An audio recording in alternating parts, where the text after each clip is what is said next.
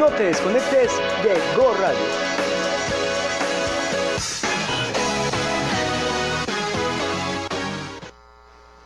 Muy buenos días, amigos, bienvenidos a su programa Al Aire con Dianel.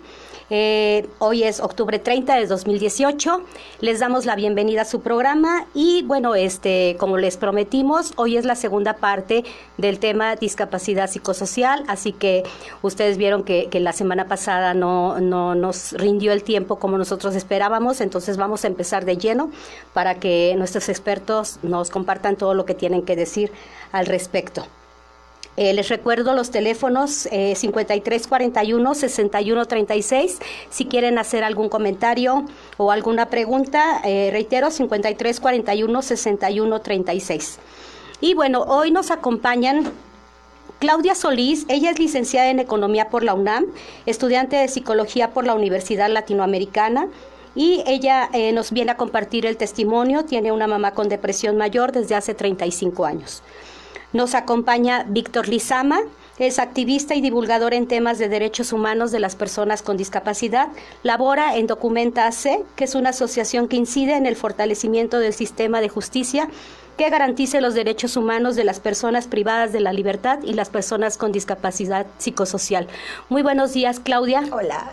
Muy buenos días, Víctor. Hola, ¿qué tal, Susana, Claudia? Hola, hola. Muchísimas gracias por acompañarnos. Es un honor para nosotros tenerlos en nuestro programa, tan distinguidos invitados. Y bueno, gracias. Comenzamos. Aplausos, por favor, bien merecidos. En el programa pasado hablamos de algunas de las enfermedades mentales más comunes. Alejandro Cosío nos compartió su testimonio y su experiencia como paciente con trastorno bipolar. Sin embargo, en una ciudad y un mundo caótico como en el que vivimos, tenemos que aceptar que una gran parte de la población tenemos problemas de salud mental de menor a mayor grado. Somos casi todos personas con discapacidad psicosocial o vivimos en una sociedad con discapacidad. Vamos a comenzar la entrevista para preguntarle a Víctor, por favor, compártenos tu definición de lo que es la discapacidad psicosocial. Muchas gracias, Susana. Pues para poder hacer esa definición, debemos tener en cuenta la Convención sobre los Derechos de las Personas con Discapacidad, que nos dice que la discapacidad es una suma de dos elementos. Una diversidad funcional en la persona o para ser más específicos, la convención habla de limitaciones en la persona y aparte barreras en el entorno. Es más claro cuando tratamos de entender lo que es la discapacidad física, las discapacidades sensoriales, incluso la intelectual. Pero en el caso de la discapacidad psicosocial es complicado percibir las barreras, ¿no? ¿De dónde surge esta interacción cuando estamos hablando de discapacidad psicosocial? Justo el término discapacidad psicosocial busca romper el enfoque clínico que relaciona la discapacidad psicosocial con trastornos mentales, ¿no? Y se habla sobre todo de dignidad de la persona y de barreras que se han generado y que impiden la participación de las personas con discapacidad psicosocial. Ciertamente, la forma tradicional en la que se abordaba la discapacidad psicosocial era fundamentalmente la psiquiatría, ¿no? Y la psiquiatría nos dice que los trastornos mentales graves tienen tres características: la cronicidad, también un grado de deterioro en la persona, y por otra parte, un elemento incapacitante. Y entonces vamos a encontrar que algunos diagnósticos psiquiátricos reúnen estas tres características: la esquizofrenia, la bipolaridad, la depresión mayor, el trastorno obsesivo compulsivo, por mencionar los principales. Y entonces no todos los diagnósticos estarían incluidos en esta categoría de trastorno mental grave. ¿Qué hace el término discapacidad psicosocial entonces? Decir, aquí no hay una enfermedad, hay características diferentes en la persona. En este caso, sobre todo en la cuestión mental, hay una diversidad mental, ¿no? Eso es lo primero que debemos tener en cuenta para hablar de discapacidad psicosocial. La diversidad en una esfera de los seres humanos que es nuestra mente. Correcto. Pues mira, yo sí estoy, digo, de acuerdo obviamente con lo que comentas. Sin embargo, bueno, yo como hija, o sea, como teniendo un familiar con discapacidad psicosocial, creo que sí es importante como el control, ¿no? Y esa parte del control sí te la da, a mi juicio, la evidencia, ¿no? Que es al final del día como esta parte médica. Sí estoy de acuerdo que hay una gran variedad, porque entre la diversidad de las personas, pues evidentemente no podemos poner como un solo pronóstico, un solo diagnóstico, ¿no? Inclusive dentro de las mismas enfermedades la gente se maneja diferente, ¿no? Yo en la actualidad ahorita estoy tomando un curso muy interesante en Voz Pro Salud Mental, se llama, es una asociación, y se llama Familia Familia, supongo que a lo mejor que estás metido lo sabes. Yo me he impresionado con las cosas que he aprendido y conocido. Creo que el punto como clave en cualquier desorden, digamos, es como el control y el conocimiento, ¿no? O sea, creo que eso hace como marca mucho la diferencia. Yo me he sorprendido ahora de lo que he conocido y de tener como técnicas o formas de aprender a hablar con mi mamá o de entender lo que ella vive, que al final es como incomprensible. Entonces sí me parece importante el manejarlo con mucho cuidado, la parte cuando ya es un diagnóstico psiquiátrico, porque creo que a veces sí es muy necesario el tratamiento, ¿no? Les da la posibilidad de manejarse a veces en unos términos como más normales dentro de la sociedad. Y normales no me refiero a que realmente una normalidad de hacerlos con una disminución, una discriminación o un estigma, ¿no? Sino en esa diversidad que hablas, pues todos nos vemos diferentes, ¿no? Entonces creo que sí es importante como siempre tener como mucho cuidado. ¿Sabes qué? Creo que un gran problema que tenemos en esta parte que le llaman, lo que decías desde el programa pasado, ¿no? Y eso es muy frecuente, de la enfermedad invisible, ¿no? Justamente es como esa falta de control, porque los parámetros son tan distintos a veces por la diversidad de cada persona, que es muy fuerte. A mi mamá, en lo personal, yo sí te puedo decir que el tratamiento como tal de medicamentos ha sido completamente funcional. Le ha dado las herramientas a mi mamá para convivir y para ella tener como más control de su propio estado, ¿no? No sé realmente qué piensas. Sí, bueno, pues son los puntos de vista. ¿Y por qué no nos platicas, Claudia, del caso de tu mamá? Pues mira, cuando a mí me preguntan de mi mamá, como fue desde muy pequeña, o sea, al final del día, desde que yo prácticamente nací, yo creo que ella empezó con ciertos síntomas, ¿no? Uh-huh. Entonces, cuando me preguntan, tiene como una gama de emociones, ¿no? Uh-huh. Incomprensión, negación. Sobre todo como es algo que, y además digo de los años que te estoy hablando, porque mi mamá tiene aproximadamente diagnosticada con medicamento 35 años. Eso quiere decir que seguramente ella tuvo ciertos periodos o ciertos movimientos antes de. Uh-huh. Yo nada más recuerdo simplemente tener como dos mamás. O sea, tener como una mamá en una crisis que evidentemente yo no sabía qué pasaba, ¿no? Ya sabes que se ocupa mucho la palabra de está en un periodo de nervios, ¿no? Uh-huh. Tiene nervios en el instante. ¿Esto sucedía a qué edad tenías tú? Yo tenía aproximadamente, cuando recuerdo bien, yo creo que unos 7, 8 años. Muy pequeña. O sea, 7, 8, y yo soy la más pequeña de mis hermanos. Uh-huh. Entonces, cuando hemos llegado a platicar, mis hermanos mayores tienen todavía mucho más experiencias, o sea, como vividas o recuerdos, uh-huh, de lo que implicaba tener una mamá que de repente no sabías por qué se comportaba diferente, ¿no? Cuando yo ya estaba adolescente, lo que te puedo decir era un completo estado de dolor. Por ahí me dolía demasiado ver que mi mamá sufría, ¿no? Porque, por ejemplo, su mirada era como muy diferente, ¿no? Entonces a mí me llenaba como de dolor porque no la conocía, pero el entorno es tan insensible, empezando desde la familia, que yo creo que el primer paso es siempre como evitarlo, ¿no? Es como algo, le duele la cabeza, en media hora se le quita y vámonos, ¿no? Uh-huh. Sin embargo, mi mamá sí tomó control de su situación y entendió que con el medicamento, o sea, ella tenía como respuestas, ¿no? Entonces, bueno, hoy te puedo decir de verdad que yo, a través del control y del conocimiento que he tenido de la enfermedad de mi mamá, me siento completa y absolutamente orgullosa de ella, de la fortaleza que tuvo para afrontar, obviamente, una condición y un sentimiento que tenía que nadie comprendía, ¿no? Pero todo esto inició con esa invisibilidad de la que hablábamos, ¿no? De no saber sí, ¿no? qué es lo que está sucediendo con la persona, ¿no?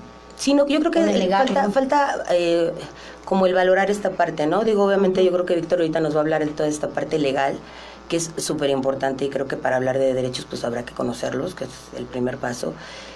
Yo me enfoco un poco más esta parte obviamente personal, de que también tenemos que sensibilizar a la familia, ¿no? O sea, a veces cómo queremos que el exterior entienda si tu propia familia no te entiende, ¿no? Ujú. Por ejemplo, veía la entrevista pasada con Alejandro y él mismo te lo decía, ¿no? O sea, hay gente que acepta, que no acepta, pero la familia cercana que tiene el apoyo, creo que son 2 personas, su esposa y su mamá. O sea, al final del día, como muchos tíos, mucha gente cercana, nunca lo entiende. La fuerza que tiene la familia, ¿no, Víctor? Porque este chico Alejandro nos comentaba que él dejó el tratamiento y lo volvió a retomar así por mucho tiempo hasta que la familia fue la que lo arropó y él tomó la decisión de ir a tomar el medicamento. Sobre esto que hemos comentado, me llama la atención mucho que si, por ejemplo, hablásemos de discapacidad auditiva, difícilmente la veríamos como una enfermedad, ¿no?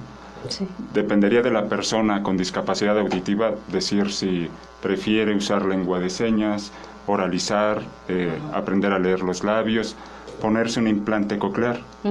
Y sin embargo, en la discapacidad psicosocial siempre está asociado el sufrimiento, los tratamientos, ¿no? Hay una parte de lo que nos cuenta nuestra compañera Claudia, lo que se ha comentado en el programa anterior, que yo entiendo, porque yo soy una persona con discapacidad psicosocial.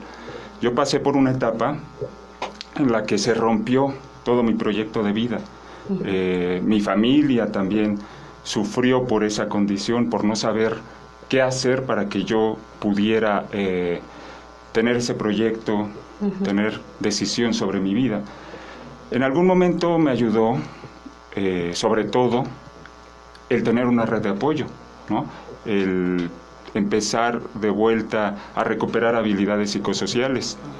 Tengo amigos a los que les ayuda el tratamiento psiquiátrico, a otros a los que ha sido la peor experiencia en su vida, ¿no? Porque significó imponerles ese tratamiento,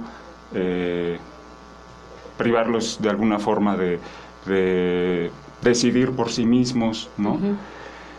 Esto es justamente lo que creo que tenemos que cuestionar, ¿no? El que se asocia la discapacidad psicosocial permanentemente con sufrimiento. Y no hablemos, como en las otras discapacidades, de inclusión, de derechos, ¿no? Por ejemplo, de inclusión educativa, de inclusión laboral, de que las personas con discapacidad psicosocial requerimos ajustes para poder tener una carrera, para poder trabajar, ¿no?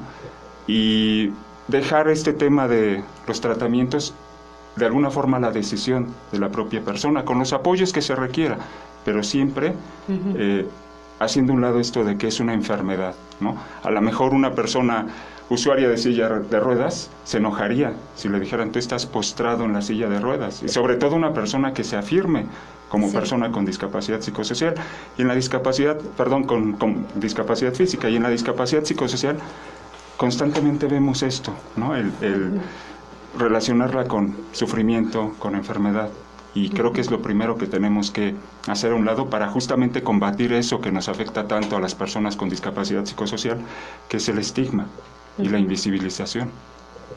Nos hablabas ahorita de ajustes. Entiendo que una persona con discapacidad motriz requiere rampas, elevadores. ¿Qué ajustes requiere una persona con discapacidad psicosocial?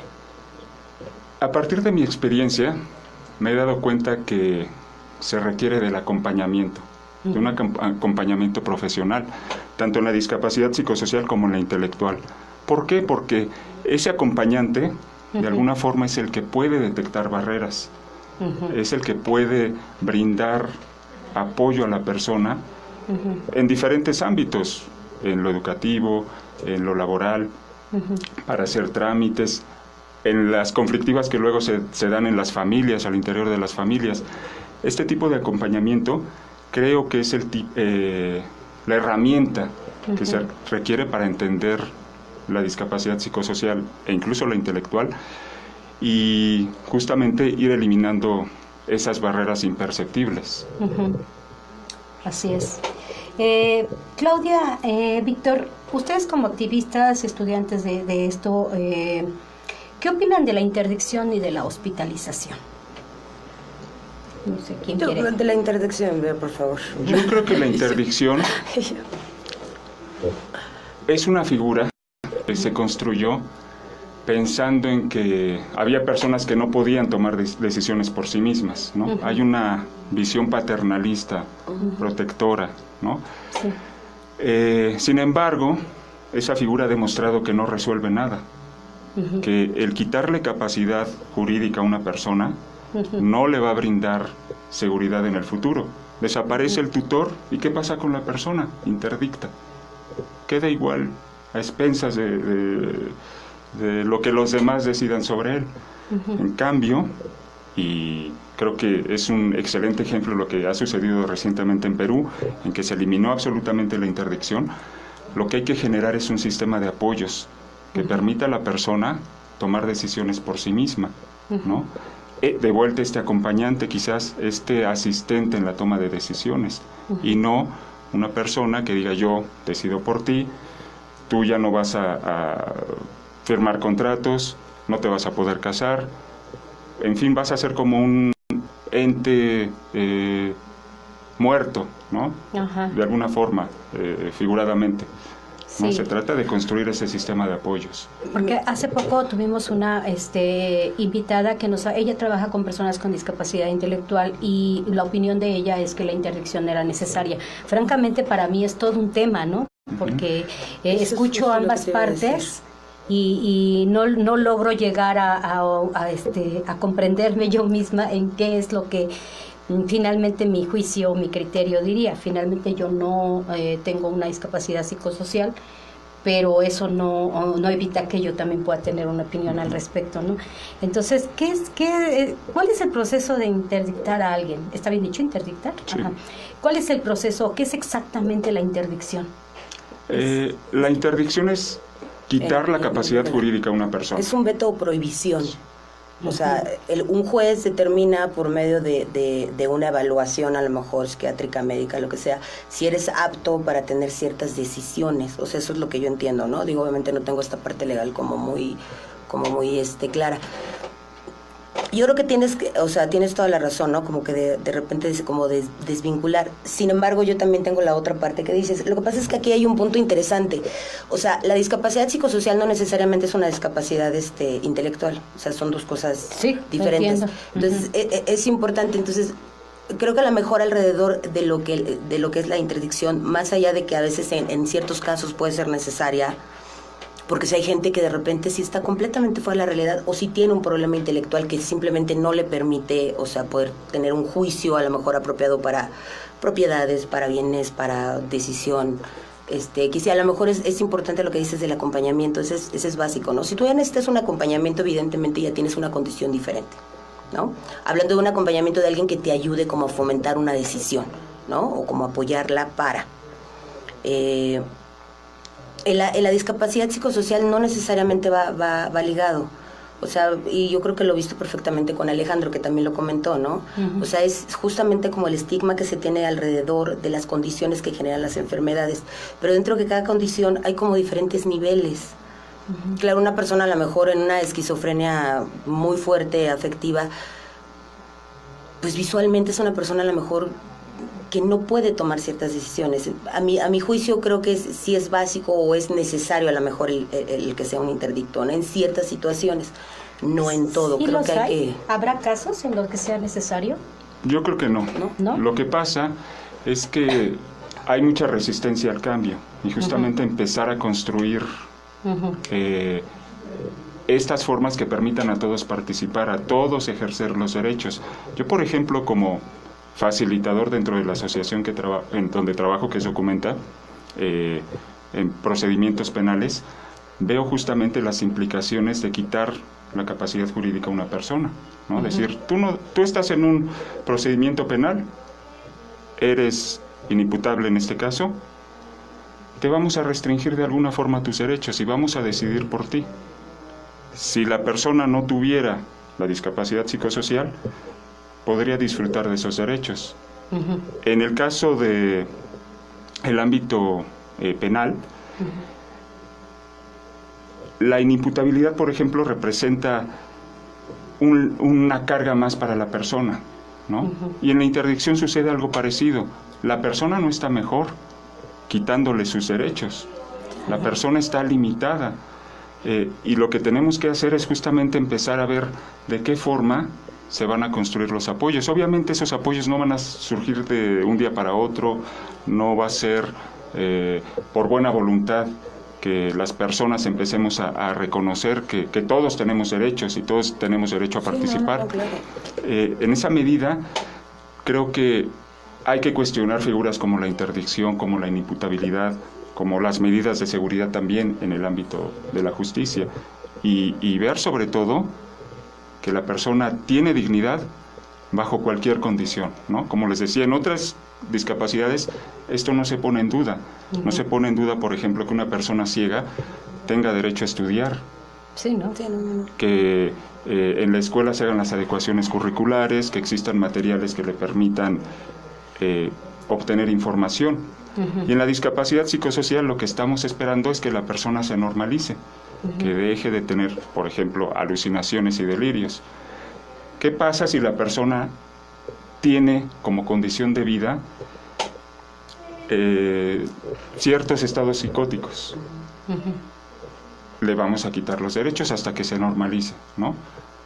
Eso es lo que debemos, yo creo, cambiar. Y algo muy importante, quienes han abanderado este concepto de discapacidad psicosocial han sido las propias personas con discapacidad psicosocial.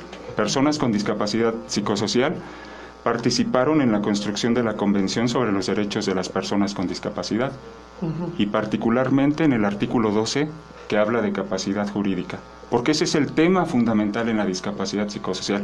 No es si existen 10 diagnósticos psiquiátricos o 20 o si una enfermedad es más grave que la otra, no. Es ver este tema de la capacidad jurídica como el fundamental en la discapacidad psicosocial y también en la intelectual, por cierto. Sí, pues qué interesante. ¿Les parece si vamos a un corte y regresamos para seguir platicando de esto? Amigos, no se vayan, quédense con nosotros, está muy bueno la plática. Regresamos.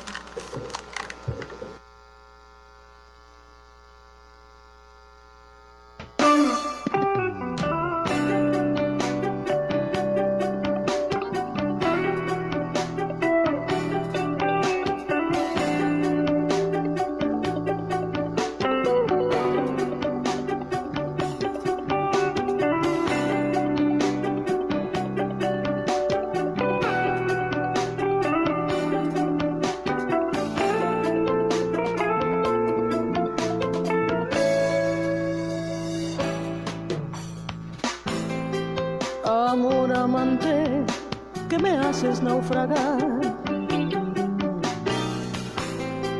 Cuando me tomas y me anidas, que te adueñas de mi sal, que te bebes mi besar y me sanas con tus besos las heridas. No te me alejes, no te vayas a olvidar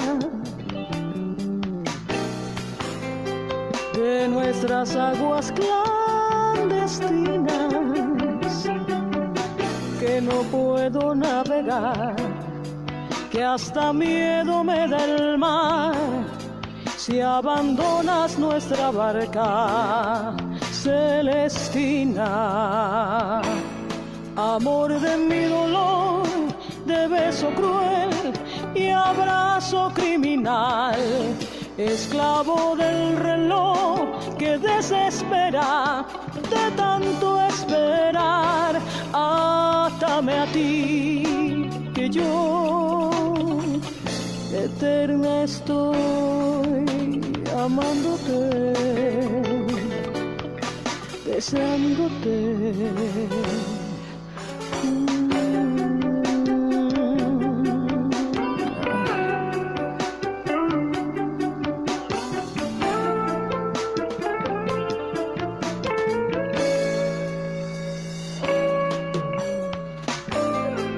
Amor amante, con tus manos en mi piel,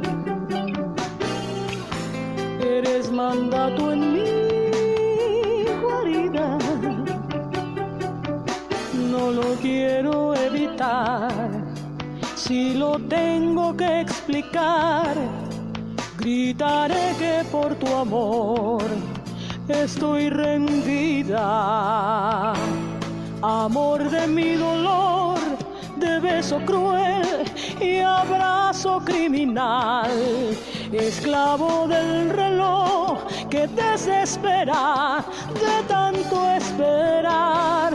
Átame a ti, que yo eterna estoy amándote, deseándote, amándote.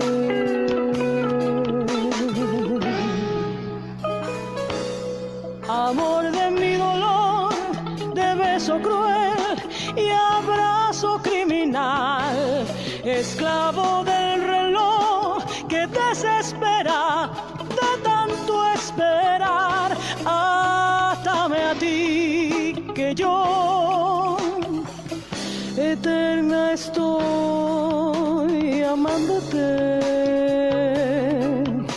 deseándote, amándote.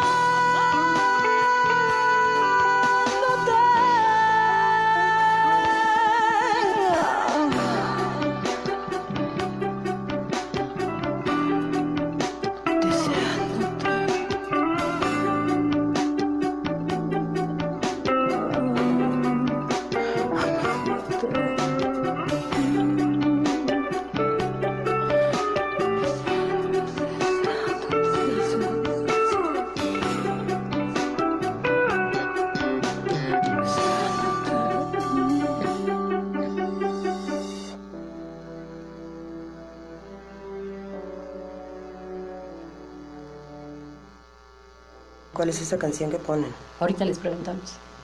Amigos, muchas gracias por seguirnos acompañando. Seguimos con este tema interesantísimo de la discapacidad psicosocial, la discapacidad invisible, y pues aquí la estamos tratando de hacer visible para que ustedes nos acompañen en este proceso de aprendizaje que estamos teniendo también nosotros. Ahorita afuera del aire le comentaba a Víctor que me acaba de caer como un pequeño 20 en mi cabeza a cuando él mencionó acompañamiento, no limitación. Y gracias por regalarme esa parte, porque creo que con 2 palabras entendí mucho de lo que es la interdicción. No limitar a la persona con discapacidad psicosocial, sino acompañarla, ¿no?, en este proceso. Y bueno, hablando de la salud en México, ya saben que siempre les traigo los datos que saco de internet. Entonces quisiera compartirles algo que encontré, que me parece terrible. En México se destina un 10.7% del presupuesto a la salud, y de este solamente el 2% a la salud mental. Esto, la fuente es del presupuesto de egresos de la Federación 2018. 32 hospitales psiquiátricos para atender a 4,000 pacientes. El 85% de las personas enfermas no recibe atención, y quienes la reciben tardan de 7 hasta 30 años en obtener un tratamiento. El 67% de los internamientos por enfermedades mentales son involuntarios, es decir, sin el consentimiento del paciente. En estados como Sonora existe 1.3 psiquiatras por cada 100,000 habitantes. Estos datos, la fuente es la Asociación Psiquiátrica Mexicana y Voz Pro Salud Mental. Entonces me parece que algo no está funcionando aquí, Víctor. ¿Qué opinas? Sí, yo creo que no está funcionando el enfoque a partir del cual entendemos la salud mental. Uh-huh. Desde el punto de vista clínico, nos dicen que la salud mental tiene que ver con cuestiones neuroquímicas, ¿no? Uh-huh. Que cuando hay desbalances en estos neuroquímicos es cuando se presenta la enfermedad. Uh-huh. Ese enfoque es el que también ha impulsado el estigma tan fuerte que existe acerca de los trastornos mentales o de la diversidad mental, para ponerlo en un lenguaje más inclusivo. Uh-huh. ¿Por qué? Porque dice la persona tiene un problema, uh-huh, ¿no? Y la persona tiene que hacerse responsable de ese problema, o la familia, si es que existe esa familia. Pero ¿acaso no existen cuestiones en el entorno que afectan la salud mental de las personas? Por ejemplo, lo que estamos viviendo en nuestro país tanta violencia, tanta injusticia social, no repercute en la salud mental de las personas. Definitivo. No sabemos que hay regiones del país donde se presenta mucho estrés postraumático, por ejemplo. No es porque haya habido una epidemia de falta de neuroquímicos en las personas, ¿no? De que sus neuroquímicos se hayan desbalanceado. Es porque hay cuestiones sociales que están afectando la salud mental. Cuando escuchamos estas cifras que nos presenta Susana, justo estamos viendo estas limitaciones de este modelo. No tiene por qué ser solo la psiquiatría la que nos diga si hay problemas de salud mental. El día de hoy, a nivel mundial, se está exigiendo que sean otros enfoques, así como en la discapacidad, que se considera la persona interactuando con su entorno, ¿no? Que la salud mental ya sea abordada también desde un enfoque biopsicosocial y más bien a través de la interdisciplina, con enfoques comunitarios, que ya no existan solamente instituciones como los psiquiátricos, sino que en los servicios generales de salud pueda haber médicos que atiendan a las personas cuando tengan malestares emocionales, sufrimiento psíquico, como le queramos llamar. Y aquí es muy importante mencionar lo que tú decías. No todas las personas tienen un trastorno mental grave, y sin embargo todas las personas requieren servicios de salud mental accesibles, ¿no? Entonces yo creo que también sobre este tema de la salud mental hay que empezar a cambiar el paradigma, la forma en cómo entendemos la salud mental. Así es. ¿Qué opinas, Clau? Mira, sí estoy completamente de acuerdo en esta parte de pues toda esta como globalización cultural, o sea, que hemos cambiado, ¿no? Entonces, sin lugar a dudas, estamos en un mundo completamente cambiante. A mí, ¿sabes qué me preocupa de repente? Esa discusión o la importancia que tenga si es enfermedad o no es enfermedad, si es... o sea, vemos tanta diversidad que tienes toda la razón, no necesariamente todos estamos enfermos y vivimos a veces en un constante estrés porque nuestra cultura o el mundo está de esa forma, ¿no?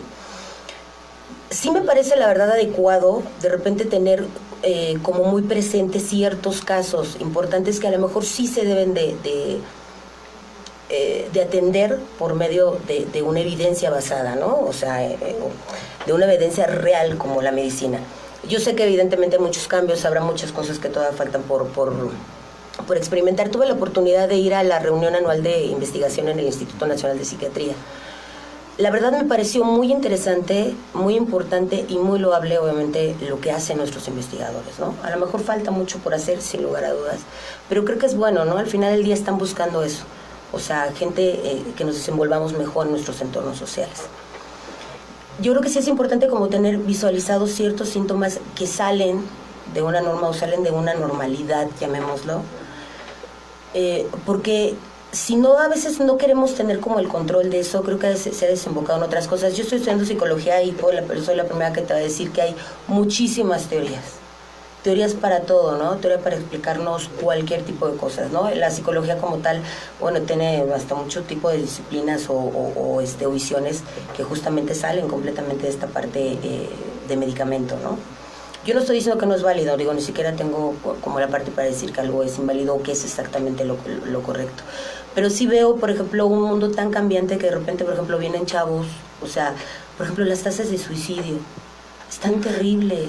O sea, ves a chavos de 10 años, niños, yo soy mamá de una niña de 10 años.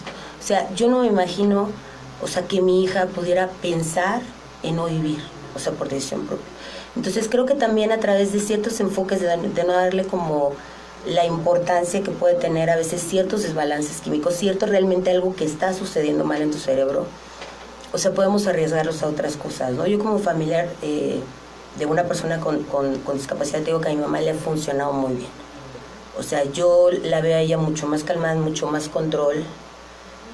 Ella se siente más segura y más apoyada porque, bueno, a lo mejor la discapacidad que tiene sí se eleva a unas cosas que ella no ha podido manejar. No le quito obviamente importancia a lo mejor a lo que tú comentas. Te hablo de mi experiencia personal y de lo que he leído.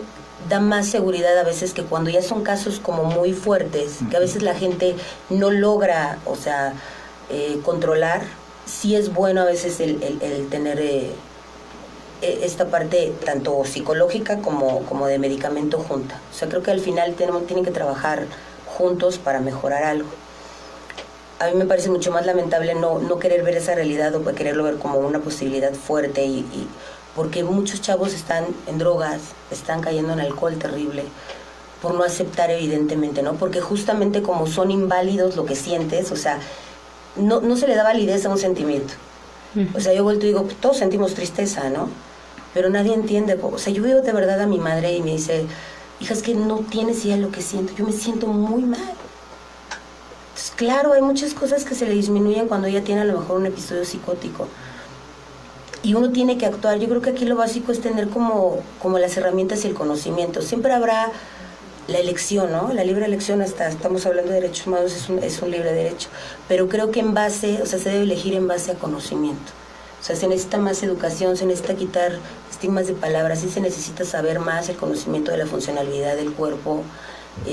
Y ya, a lo mejor que la gente a veces vaya decidiendo ciertas cosas. Yo me encuentro, te digo, del otro lado. Yo sí creo y pienso que es muy correcto esta parte de la psiquiatría, que además de verdad la admiro mucho por mucha gente de tantos estudios que hacen, y que en la complejidad del ser humano pues evidentemente siempre habrá algo más que hacer, pero a mí en mi caso sí me funciona. O sea, creo que es algo útil, creo que es algo a veces necesario, creo que hay que tratarlo como con más cuidado, entre la gama de lo que podemos tener como elección. O sea, sí se tiene que establecer, porque a veces entre tener ese juicio de que si a ti te funciona estar sin medicamento, a otra persona le funciona estar con medicamento, de repente podemos perdernos como con los chicos, ¿no? Pero es que es algo ya individual, ¿no? Esto Exactamente. Y yo sobre esto quisiera comentar también mi experiencia. Yo fui instructor psicoeducativo en Voz Pro Salud Mental justamente, y me daba cuenta de cómo no bastaba solamente que la persona tuviera conciencia de enfermedad y apego al tratamiento. Yo tengo muchos amigos que toman medicamento porque ellos lo deciden. Y están en su casa, están ellos en sus casas, no tienen trabajo, no tienen educación, son una carga para sus familias. Las familias saben que si sus hijos o hijas tienen una crisis, pueden recurrir al psiquiatra, pueden internarlos, ¿no? Ahí es justamente donde está también la limitación de este modelo, porque en ningún momento se habla de que esas personas que ya están, digamos, atendiendo su problema de salud mental, entre comillas, pues ya tendrían que estar de vuelta en la sociedad. ¿Por qué no tienen trabajo? ¿Por qué no están retomando sus estudios? ¿Por qué no tienen una vida independiente? Porque justamente desde la psiquiatría se fomenta esta visión de hay que cuidarlos, hay que contenerlos. Si no se les contiene con una camisa de fuerza, institucionalizados, sí, a través de la sobremedicación, sedándolos de alguna forma, ¿no? Porque recordemos, a la locura se le asocia con la peligrosidad, con de pronto tener reacciones inesperadas, violentas. Sí, los prejuicios. Eso es parte de los prejuicios, y esto lo fomenta especialmente la psiquiatría. Yo, como decía en un principio, no estoy en contra de la psiquiatría. Creo que como ciencia todavía tiene mucho por trabajar. No es como otras ramas de la medicina en que se hace un examen y se puede detectar si la persona tiene cáncer, si la persona tiene diabetes. No hay ningún examen que a través de, no sé, de neuroquímicos pueda decir esta persona tiene esquizofrenia, esta persona tiene bipolaridad. Eso lo determina el psiquiatra, ¿no? Y a mí, por ejemplo, lo mencionaba en la pausa, me diagnosticaron con esquizofrenia y nunca tuve delirios ni alucinaciones, ¿no? Y el psiquiatra nunca tuvo el cuidado de platicar conmigo y decirme, oye, Víctor, ¿qué es lo que pasa contigo? No, simplemente hice una valoración de cualitativa, media hora. en esa parte. Y esa ya Con fue... base a su juicio, Claro, con base a su diagnostican juicio. Sí, exactamente. algo tan delicado Si entra el juicio, obviamente hay manuales, o sea, sí hay Que manuales cada vez son más especializados. cuestionados Ajá, también, y porque cada vez hay solamente más van creando otras diagnósticos. cosas. Sí es cierto que evidentemente hay una de esta evaluación cualitativa, ¿no? Que le llaman. O sea, sin lugar a dudas. Yo soy la primera que te digo que sí. De hecho, por ejemplo, ahorita de lo que escucho de los demás familiares, de repente hay varios casos que voltean y dicen, ¿sabes qué? Es que todavía no tengo un diagnóstico. Tienes razón, o sea, es súper importante obviamente un diagnóstico concreto, ¿no? O sea, el encontrar. Yo creo que como todos los casos, pues nos podemos encontrar a veces con un mal psiquiátrico.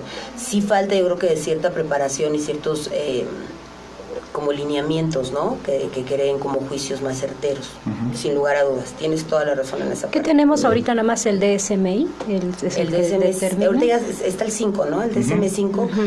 Hay otro, ahorita no recuerdo el nombre, que salió de en América Latina.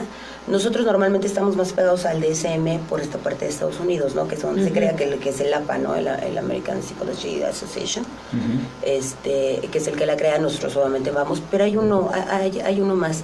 Sí tiene nuevamente muy a parámetros de alguna forma parecidos. Lo que también confunde mucho, o sea, de este lado cuando empiezas a leer, es que obviamente muchos síntomas o muchos medicamentos o muchas cosas se entrelazan, ¿no? Entonces vueltas y dices, bueno, ¿dónde está la diferencia entre una enfermedad y el otro si la manejas con el mismo de medicamento? O sea, yo también obviamente me pregunto, me cuestiono y a veces me meto a leer, ¿no? Sobre todo te digo que en esta parte de entendimiento de mi mamá. Y a veces hasta uno mismo, ¿no? Porque también uno está casado con esa idea que si tienes una mamá depresiva, entonces tú tienes gran factor de también hacerte igual, ¿no? Entonces la gente voltea y dice, no, pues si tu mamá es así, entonces tú también vas a ser así. Entonces son de las cosas con las que uno también tiene que aprender a vivir o crecer, ¿no? Entonces, bueno, pues obviamente te metes. Sí hay ciertos parámetros que de repente, por ejemplo, yo le pregunto a mi mamá, o sea, ¿tú qué sientes, no? Entonces yo leía y me decía, no, pues, sí siento esto, pues, sí cuadraba, ¿no? Ciertas cosas. Y le decía, pero de repente, a ver, o sea, ¿cómo es la manía? ¿Cómo es la psicosis? O sea, las diferencias entre una y otra, ¿cuándo se presenta una alucinación? ¿Cuándo es un delirio? O sea, falta conocimiento. Sin lugar a dudas, yo creo que ese es el punto, o sea, como central de todo, ¿no? Sí. Y aquí quisiera mencionar algo, Susana. Sí. Este cuestionamiento al modelo tradicional en que se aborda la salud mental, que es un enfoque biomédico, llega hasta Naciones Unidas.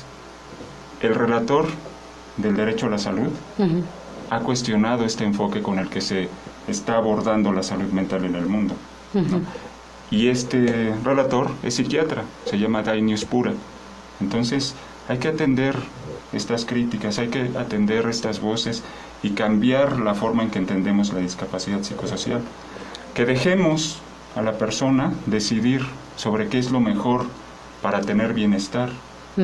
Que no sea nuestro prejuicio acerca de la diversidad. Yo me enfoco mucho en la experiencia que tienen las personas, por ejemplo, que viven psicosis, que justamente si vemos a una persona alucinando, delirando, vamos a hacernos a un lado, ¿no? Que vengan a atenderlo, que le quiten el delirio, la alucinación. Yo no puedo convivir con una persona así.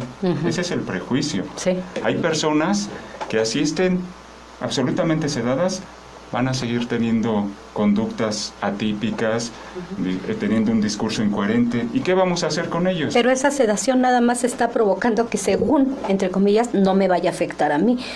Y yo estuve leyendo a cómo se manejan los medicamentos. No entiendo por qué es una cosa, meterte a la neurología es tremendo, pero creo que esa pastilla que está tomando el paciente no está yendo a quitar una alucinación, sino está yendo a sedarte, a trabajar con los neuroquímicos, ¿no? Entonces, por eso es que se las dan a todos por igual. ¿No? Los convulsivos o cosas así.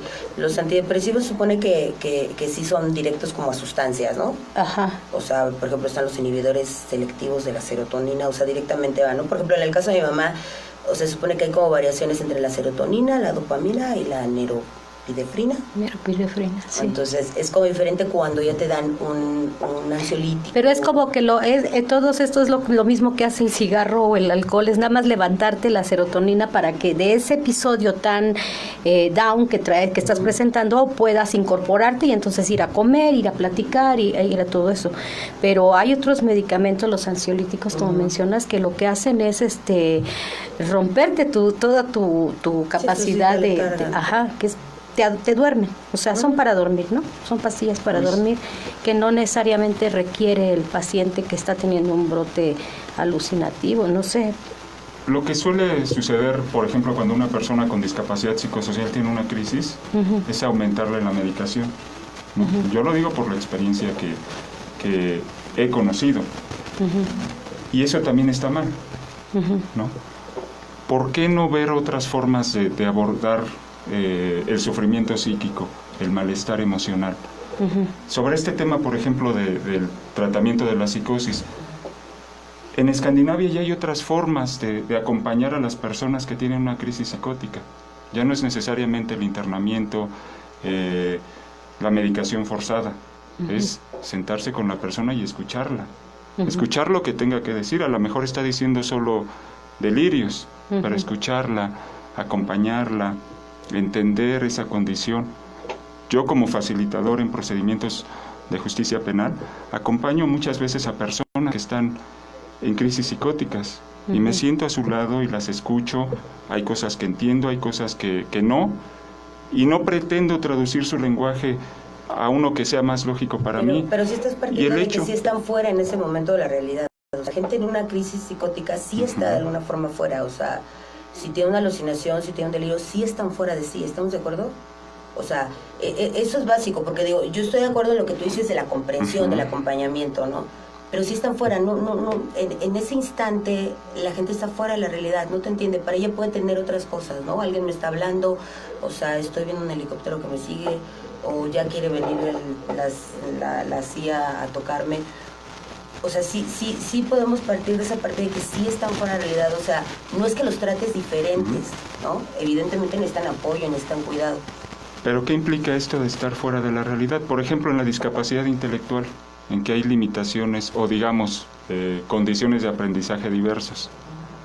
La persona, bajo estos criterios, estarías en la mayor parte de los casos fuera de la realidad, ¿no? Por ejemplo, una persona con autismo. Sí. ¿Y eso qué implica? ¿Que se le van a quitar derechos? ¿Que se le va a imponer medicación? No, tienes toda la razón. O sea, no es que se le quiten derechos, yo creo que más bien sus derechos se tienen que ajustar. Es como, por ejemplo, una persona con una discapacidad motriz. O sea, yo no le voy a quitar el derecho de andar en las calles, tengo que ajustar que las calles, o sea, sean accesibles para una persona que trae una silla de ruedas. Pero el derecho no se ajustó ahí. Sin lugar a dudas es lo que falta, obviamente, en nuestro país. Yo creo que es lo mismo con una discapacidad psicosocial. O sea, vamos, ahí me salta que me digas, porque si no chocamos con esta parte de que dicen, una persona a lo mejor una crisis, pues tú no le puedes decir, oye, tranquilo, cálmate, piensa, recupérate, tranquilo. O sea, no. Evidentemente tienes que tener un trato, o sea, diferente. Un abordaje profesional. Pero entiendo como que lo que mencionas como una persona que está teniendo una convulsión, ¿no? En ese momento lo acompañas, no está en la realidad tampoco, o bueno, está sufriendo, o sea, por lo menos no tiene ganas de atenderte, ¿no? Una persona que está teniendo una crisis convulsiva. Entonces es como acompañarlo. Bueno, la convulsión ya es un poco más, porque la convulsión conlleva, evidentemente, ya denota una Sí, claro, lo puse como ejemplo. La parte psicótica y todo, sí está, o sea, existen muchos casos, ¿no? Tú lo sabes, o sea, tú escuchas a personas que tienen o un familiar o ellas más tienen un episodio. Te lo decía, por ejemplo, Alejandra la vez pasada. O sea, yo me siento así, ¿no? Él como persona, yo me siento así cuando tengo un episodio maníaco o tengo un episodio depresivo, ¿no? En esta parte de la bipolaridad. Él te decía que él tenía más esta parte de la depresión porque tiene, creo que, bipolaridad tipo 2, ¿no? Que está. Él tiene como muy certero, a su juicio, de lo que yo vi, su propio diagnóstico.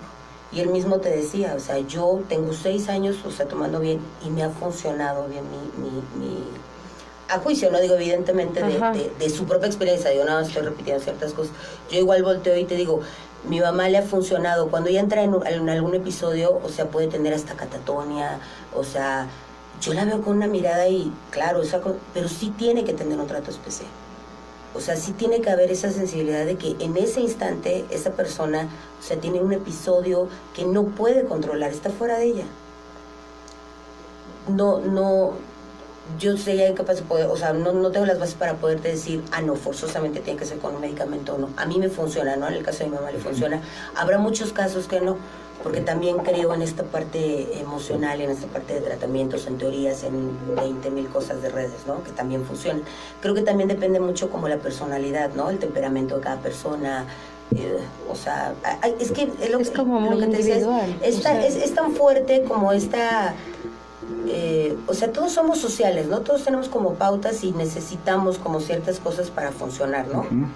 O sea, y tenemos el mismo sentimiento, pero bueno, todos somos tan diferentes, hasta tu propio hermano contigo, aunque se criaron y fueron, o sea, viven en una misma casa, ¿no?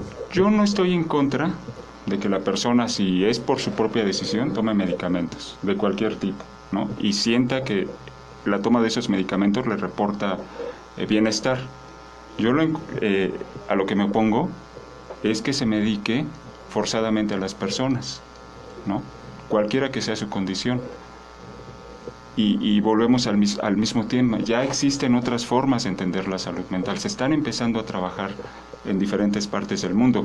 Por ejemplo, el acompañamiento entre pares, entre personas con discapacidad psicosocial, las redes de apoyo, ayudan en momentos de crisis a la persona. Esta forma de comunicación entre pares permite también ir eliminando barreras. Eso no tiene nada que ver con psiquiatría, por ejemplo, ¿no? Entonces hay que empezar a ver el tema de la salud mental justo desde estos abordajes más sociales, no farmacológicos necesariamente. Si no, pues vamos a acabar patologizando nuestra vida cotidiana, patologizando la diversidad. Hace apenas unos cuantos años, quizás no más de 2 décadas, el que una persona estuviera a disgusto con su sexo con el cual nació, era visto como una enfermedad mental. Sí, claro. Las propias personas transgénero se movilizaron y el día de hoy ya no son condiciones consideradas enfermedades mentales. Y se les ha reconocido sus derechos humanos. Se nos acabó el tiempo, no puede ser, sí, se fue la hora, yo sabía. Lalo, regálanos otras 2 horas, por favor. Víctor, ya ni siquiera conclusiones, una disculpa, pero estaba el tema muy rico. Muchísimas gracias, de veras, es un honor para mí que nos hayas acompañado, Víctor. Aprendemos mucho de ti. Claudia, gracias por acompañarnos, por todo lo que nos platicaste. Amigos, gracias y nos vemos la otra semana, ya me están carrereando. Adiós. Muchas gracias, Susana. Muchas gracias, Claudia. Gracias, Víctor. No, nunca va a terminar.